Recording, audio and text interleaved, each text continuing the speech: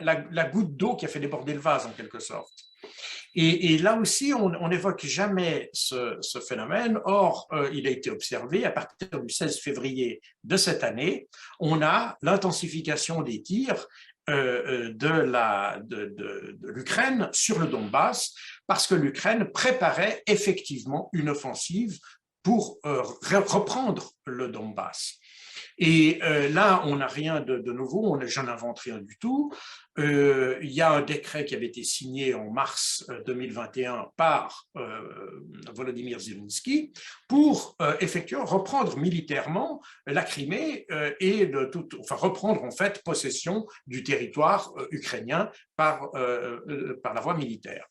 Et donc, on savait, et il y avait eu déjà depuis de nombreux mois, les spécialistes et les services de renseignement d'ailleurs, parce que on les a un peu évincés de la discussion, mais en réalité, les services de renseignement ont annoncé depuis de nombreux mois que les Ukrainiens renforçaient leurs dispositifs aux frontières du Donbass. Et d'ailleurs, aujourd'hui, si vous regardez la carte, une carte honnête, parce qu'on ne met jamais les Ukrainiens sur les cartes qu'on nous montre dans les médias, mais si vous regardez une carte aujourd'hui, vous voyez que pratiquement toute l'armée ukrainienne, le gros de l'armée ukrainienne, disons-le comme ça, est encerclé actuellement dans le Donbass, complètement encerclé par les forces russes.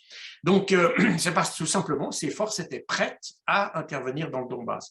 Et c'est le déclenchement des feux d'artillerie préparatoires à cette offensive le 16 février de cette année qui a en fait poussé Vladimir Poutine à attaquer. Il a vu qu'on était dans la phase d'une offensive, dans la phase initiale d'une offensive, et que s'il voulait avoir du succès, il fallait réagir immédiatement, avant même que les forces ukrainiennes aient pu solidement prendre pied, si vous voulez, dans les deux républiques du Donbass.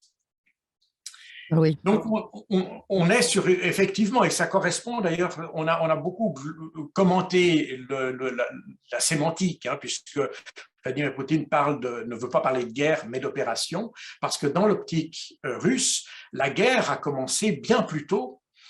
Pour eux-mêmes, elle a commencé en 2014 en réalité. Effectivement, il y a eu une longue phase de latence, si vous voulez, mais la guerre, le conflit qu'on a aujourd'hui, le conflit militaire qu'on observe aujourd'hui, a en fait commencé à la mi-février.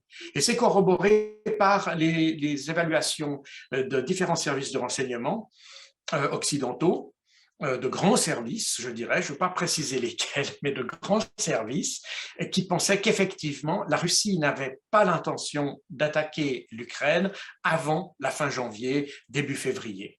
C'est donc effectivement les préparatifs ukrainiens qui ont déclenché la mise en route de l'opération russe.